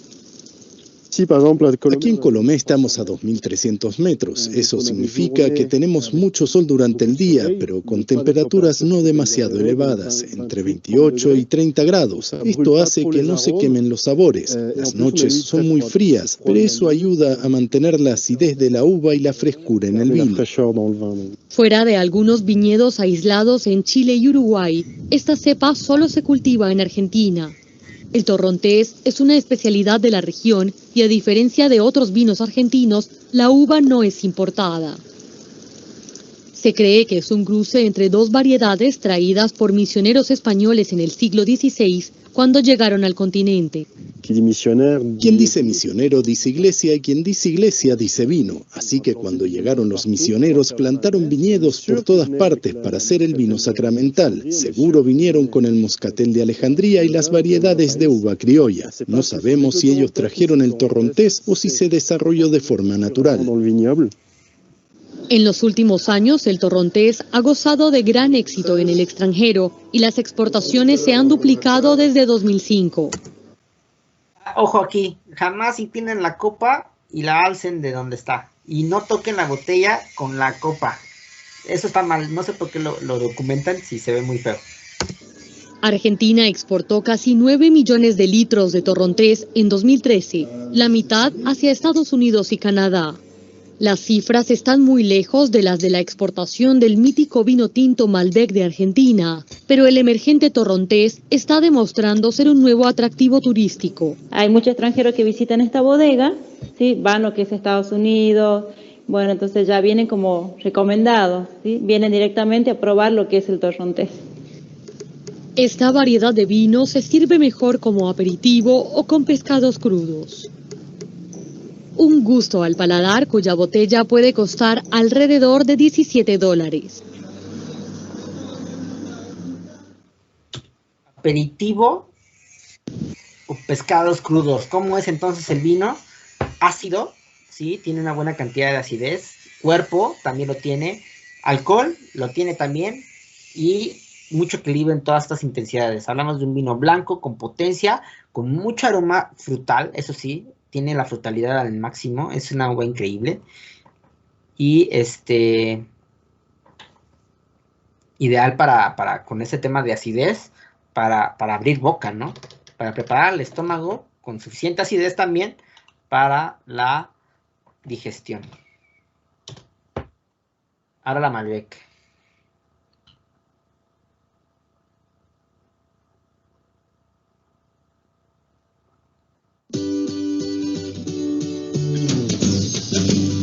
El 17 de abril se celebra el Día Internacional del Malbec, considerada la variedad más emblemática de la Argentina, tanto por su historia como por sus niveles de producción. Fue introducida desde Francia a mediados del siglo XIX, por la finalidad de incorporar nuevas cepas para mejorar la industria vitivinícola nacional. Actualmente, según el último Censo Nacional Agropecuario, en nuestro país existen más de 180.000 hectáreas implantadas con vid, de las cuales 44.000 son de Malbec. El Instituto Nacional de Vitivinicultura indica además que el Malbec es la cepa más cultivada para elaborar vinos en el país. Mendoza, la provincia con mayor producción, también concentra gran parte de la investigación científica sobre esta cepa. El INTA, por ejemplo, desarrolló un proceso de certificación de clones para asegurar la propagación con pureza varietal y libre de virus. En otra línea, se realizaron ensayos que demostraron que la orientación de las hileras de vid influye a la calidad del vino. Solamente modificando la orientación de plantación sobre un mismo clon de Malbec en este caso, en un mismo lugar, con el mismo sistema de riego, con el mismo manejo de canopia, con el mismo número de brotes, es decir, con todas las variables controladas desde el punto de vista vitícola, solamente cambiando la orientación se obtuvieron vinos distintos, muy distintos, lo cual para el productor puede ser una respuesta interesante a aplicar en el viñedo, ya que puede saltar de gama, generar un producto diferencial solamente cambiando la orientación. En 1986, el INTA impulsó la denominación de origen Malbec Luján de Cuyo, junto con 10 bodegas de la zona. Esta fue la primera denominación implementada en la Argentina. De este cepaje se obtienen vinos de excelente calidad que se destacan por un color muy intenso y oscuro con reflejos violáceos. Aromas a guinda, ciruela, pasa de uva y chocolate, y en la boca se perciben sabores a frutas secas, chocolate, ciruela y vainilla. Bien elaborados, los vinos de Malbec presentan taninos dulces que los hacen cálidos y suaves. Por todo esto, al gran vino argentino, hoy le decimos salud. Variedad importantísima. La Malbec es una... creo que también debo admitirlo, es que no es como difícil tener como una uva favorita, porque pues no te casas con un solo vino, ¿no? O sea, tienes como, en general, pues, sí, o sea, te vas enamorando de los tipos de vino, ¿no? Por ejemplo, de los que son suaves, como que son para copeo, de los que son como un poquito más de cuerpo, con un poquito más de intensidades, con un poquito más de complejidad, ¿no? Que sepas para qué momentos, a lo mejor para comidas ligeras, ¿no? Así como para el día a día también, dependiendo también, no te preocupes, Jennifer, sí, no hay problema. Dependiendo para lo que uno quiera, ¿no? Por ejemplo, yo cuando estoy a punto de comer carne, lo primero que pienso es ya sea en Syrah o en Malbec, ¿no? Por la potencia que tienen las dos uvas, siento que son como siempre ideales para este tipo de maridajes, ¿no? Pensar en carne, pensar en Malbec, pensar en Syrah, tal vez pensar en Cabernet Sauvignon, ¿por qué no? O en algún copage interesante de mezcla de uvas potentes, hace en general, pues una maravilla, ¿no? Por eso creo que es así como difícil tener así como un favorito o un vino ideal para cualquier ocasión, ¿no? Ya que también es como muy variado y como lo hemos descubierto también, dentro de sus características, pues nos ayuda a utilizar esa versatilidad que tiene el vino, también para utilizarla de distintas maneras, ¿no? Vamos a continuar acá. Quedan 20 minutos, a ver si queda tiempo para verlo todo. Y estoy acá con la presentación de Argentina. Torrontés y Malbec, uvas increíbles, acá están, vean, están preciosas, vean el color de la Malbec, o sea, esa intensidad se ve reflejada directamente en el vino. Es raro que encontremos una Malbec que tenga una capa baja, la verdad, ¿sí? O sea, es intenso, es terriblemente intenso. Véanlo cómo se ve directamente en la fotografía, que tiene este negro, es un negro que está cubierto por la proina, ¿no? Pero en general el ollejo es un negro tirándole a este tema de un negro como amoratado, ¿no? Pero bien intenso, o sea, incluso el color de la uva te enamora. Y la torrontés acá igual tiene un ollejo importantemente grueso también, que aporta muchas características al vino, vinos que pueden permanecer longevos bastante tiempo con vida y que se van desarrollando con el tiempo y que se van volviendo equilibrados y a la vez tienen un montonal de características en sus aromas, tienen la potencia en la acidez, tienen el nivel de alcohol ideal, lo tienen todos estos vinos. Creo que para nosotros los sommeliers, creo que somos aficionados a ese tipo de vinos corpulentos, ¿no? Entre otras variedades que también se plantan en Argentina, dentro de las blancas, como en todo el mundo, se elabora Chardonnay, ¿no?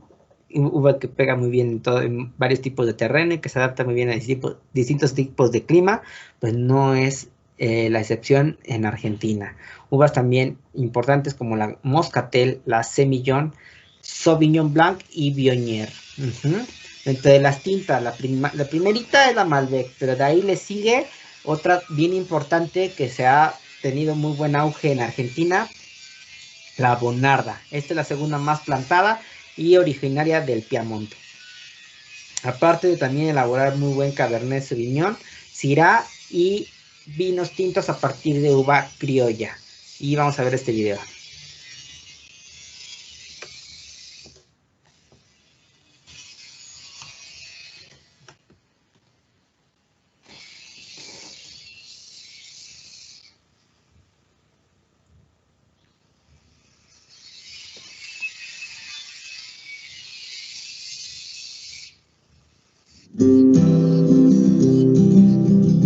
La Bonarda es una variedad que tiene una adaptación fenomenal a nuestro clima y a nuestro suelo.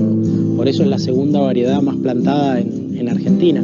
Creo que hay un trabajo que tenemos que hacer, que es la exploración en cuanto a la Bonarda en diferentes lugares y luego cómo la trabajamos en la bodega, pero no tengo ninguna duda que es una variedad que tiene la identidad del ADN de nuestra viticultura argentina y el potencial para hacer grandes vinos.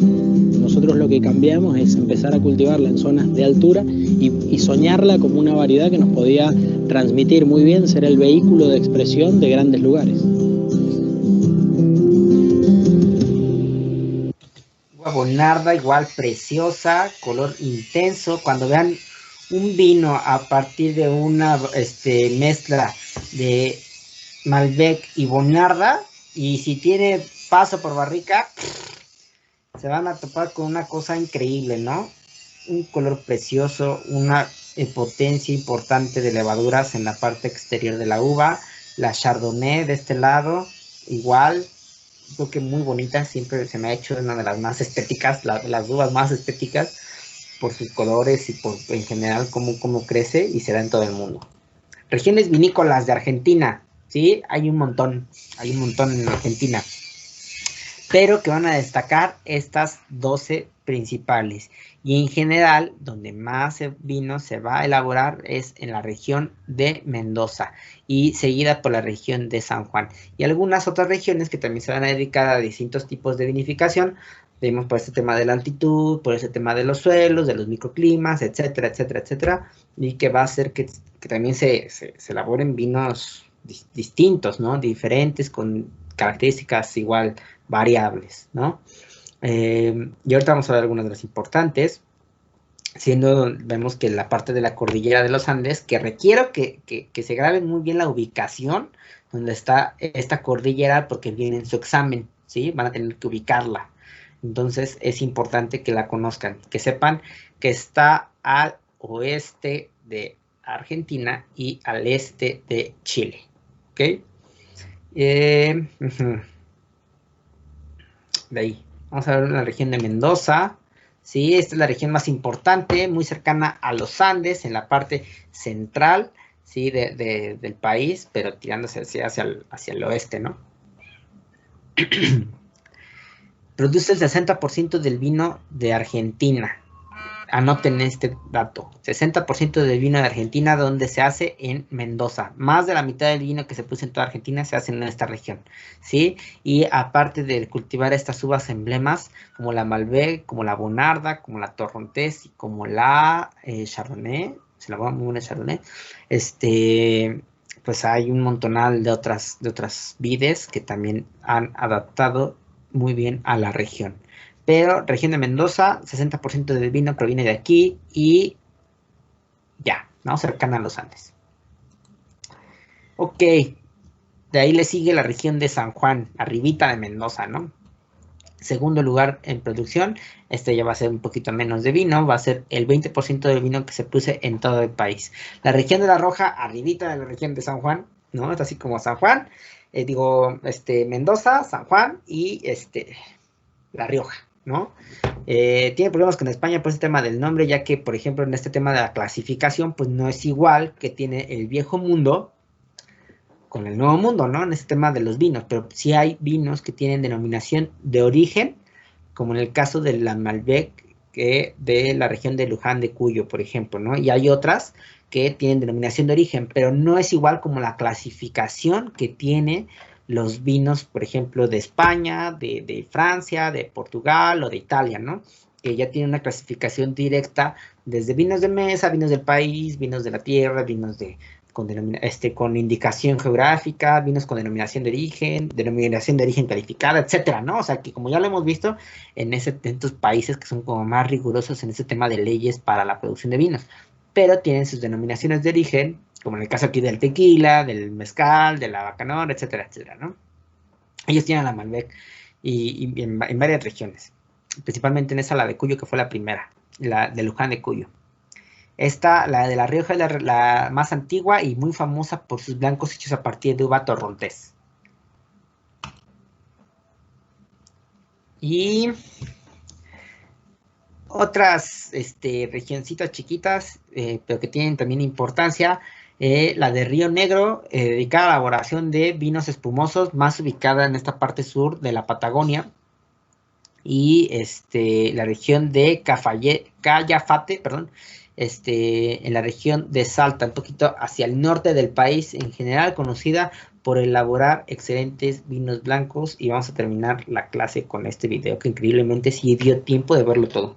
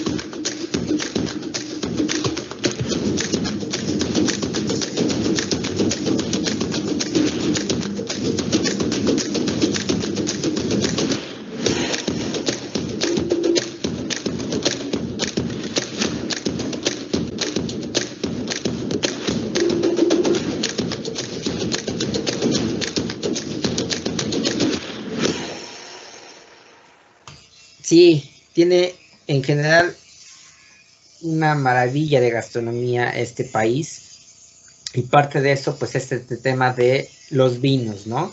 Pensamos en vinos argentinos, pensamos en alimentos que también tienen mucha estructura, que tienen mucha complejidad de sabores, que tienen grasa, que tienen condimentos, que tienen en general un montonal de cosas, ¿no? Carne a las brasas directamente o a la parrilla, cocida por varias horas o simplemente selladita para darle este tema de conservar las características también de la carne. Todo lo que quieran, empanadas, pastas, queso, híjole, es como fácil.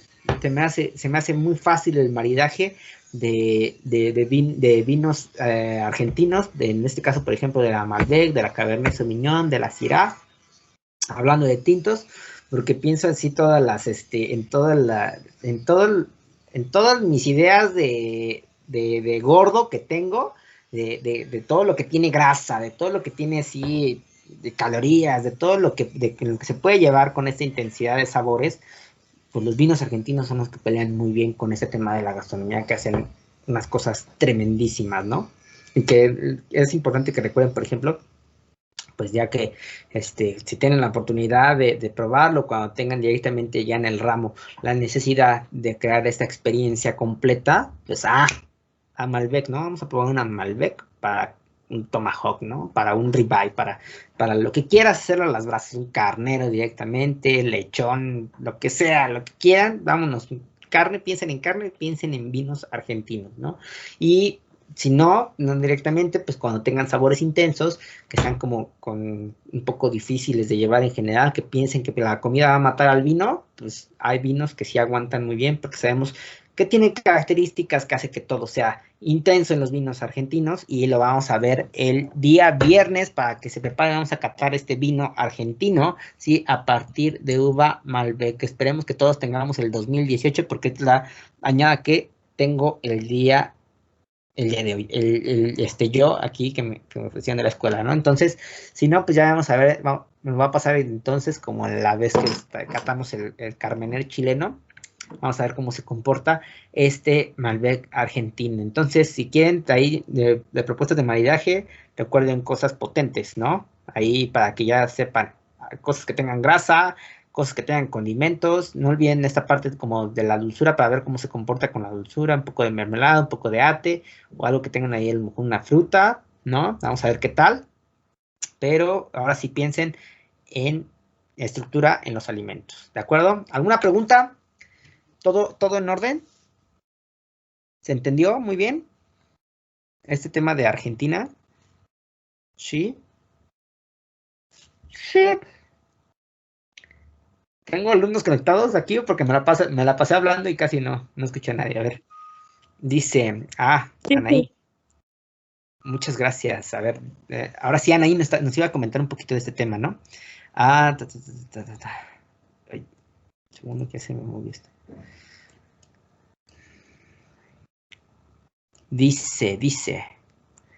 Nos dice Anaí. Con respecto a la de hace rato, como lo mencionó, tal vez no me expliqué al 100, pero son aguas provenientes de ambos volcanes, pero en el lista es el deshielo y con las lluvias durante el año. De hecho, la marca Santa María, una de las aguas más deliciosas que yo he probado. Ay, pero es que no se mueve aquí. Sí. Hasta donde tengo entendido, obtiene de ahí para la venta de sus botellas de agua y que por los mismos minerales que encontraron en esas aguas, quiero imaginar por el tipo de suelo que también es.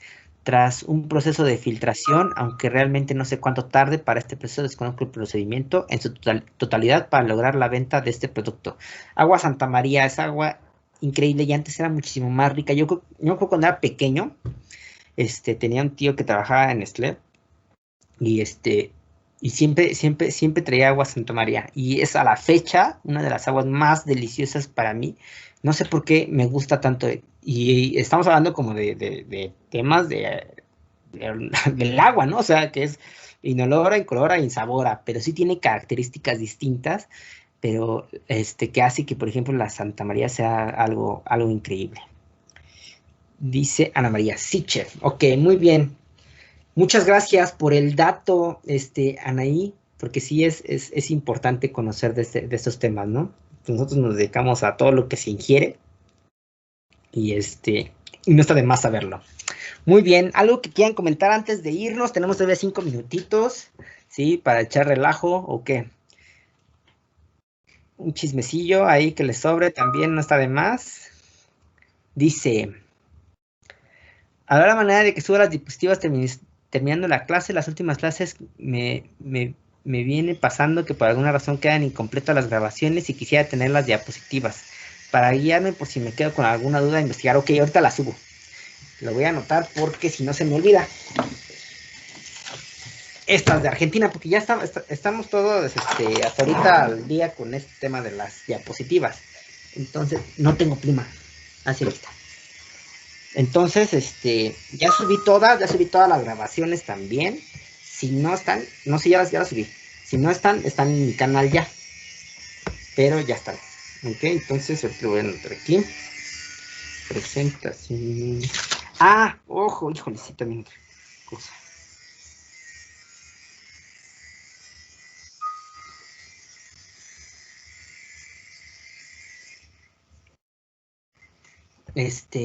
Viene pesado ese examen. ¿Para qué es más que la verdad? Les explico un poco de la carta que haremos en privado. Sí, era a lo que iba. Todavía en esta clase, bueno, ya vimos Argentina. En la siguiente vamos a ver. ¿Qué vamos a ver? Sudáfrica. Sudáfrica, de aquí 8 días, Australia. Y la siguiente clase es la cata también, ¿no? Entonces Sudáfrica es así como chiquito y nada más unos datos poquitos y ya. Pero en este tema de la cata la vamos a realizar de esta a la siguiente, de esta que viene a la siguiente, antes del examen, ¿ok? Entonces, ¿cómo va a estar el asunto? Todos se van a conectar a la misma hora, ¿sí?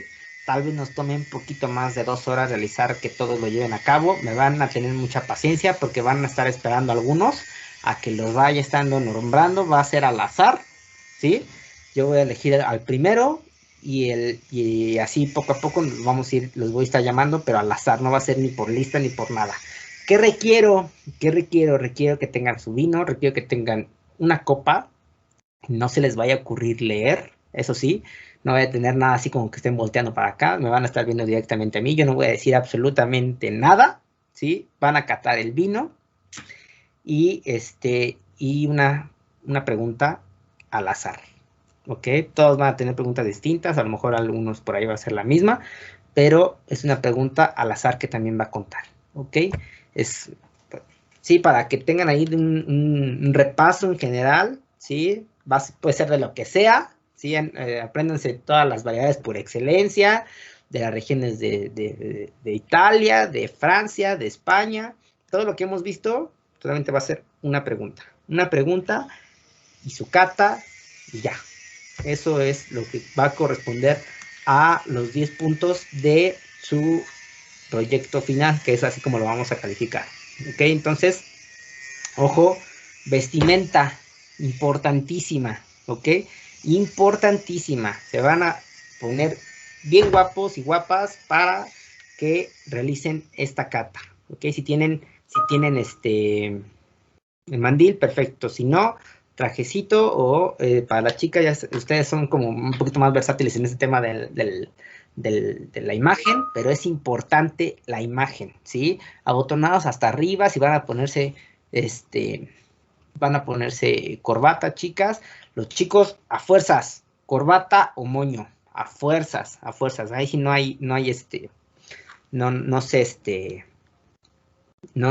se lo catafixio por nada, ¿ok? Y, Filipina no. Por acá estoy viendo unos mensajes, dice... de la cata en privado. Ya fallé la pregunta. No, tranquilos también, ¿no? O sea, no les voy a preguntar, bueno, no sé. Les voy a preguntar nada más cosas de lo que vimos, pero nada, es una pregunta al azar y distintas. Todos van a tener distintas preguntas. Ok, tal vez les pregunto la varietal por excelencia de Argentina, ¿no? La tienen que contestar. Hay cronómetro. Todavía no decido cuántos minutos, pero voy a hacer la práctica, probablemente es entre 4 o 5. Ya veremos. Porque no van a tener el descorche. Dice, me preocupa la vestimenta. Es como, bueno, a veces como muy sencillo para ustedes, para las chicas, ¿no? A veces con una blusa así que no tenga como demasiado, que sea así como muy, muy simple, ¿no? No sé, me he topado chicas que, ¿cómo se visten? A veces nada más se ponen una blusa y, eso sí, nada de pantalón de mezclilla, ni nada de eso, no. Pero a veces no es tan complicado. Bueno, como si fueran a pedir trabajo. Yo siempre les digo eso, ¿no? Uniforme, si lo tienen, sí, pero la filipina no. Este es un tema un poco distinto a lo de la cocina, ¿sí? Entonces, algo más formal. Y la capital de Argentina, me va a preguntar a Ana María. Ni siquiera yo les pude hacer esa pregunta bien, caray. Pero bueno, en fin, esos son los puntos que vamos a tratar en esa evaluación. ¿Ok? Entonces, a lo mejor yo veo la lista. Yo no voy a decir absolutamente nada, ¿sí? Se acaba el tiempo. La pregunta, bien contestado, ¿no? Y voy a ir calificando en una lista, la mayoría de las características que pudieron encontrar en la cata, ¿ok? Y con eso, pues obviamente se va a reflejar una calificación. ¿Cuándo es? Antes del examen, les digo la siguiente semana. De aquí a 8 días les digo exactamente la fecha, ¿sí? Para que todos estén listos. Y es al azar. Puede ser que sea el primero, puede ser que sea el último. No sabemos, ¿ok? Va a ser completamente al azar. Entonces, voy a ir con uno, le voy a decir, hola Carlita, Vanessa, pásale, y nos vamos a marcar aquí, dejamos tantito en espera aquí la llamada grupal, y voy con Carla. Pasan 4 minutos y la pregunta, la califico y vámonos. El que sigue, y el que sigue, y el que sigue, y el que sigue. ¿Ok? Entonces, a lo mejor puede tardar un poquito más de 2 horas, probablemente no, pero si llegan a tener algunos retrasos, pues ya estamos un poquito, ¿no? Prevenidos para ese tema del tiempo. Muy bien, gracias Ana María y gracias a todos por su atención y por estar aquí, ¿no? Y por escucharme. Cuídense mucho, lo estoy viendo el día viernes, vamos a catar el Malbec y cualquier cosa, ya saben que me pueden mandar correo y nos vemos, ¿no? Cuídense mucho, se portan mal y todo lo demás. ¿Ok? Sí. Sí, profesor. Gracias, chavos. Bye, cuídense mucho y ahorita les subo la presentación. Adiós, Noemí, cuídate. Chao. Hasta luego, profesor. Hasta luego, gracias, Carla, Diana. Cuídense mucho. Jocelyn, Ana Laura, hasta luego. Muchas gracias. Adiós, profe.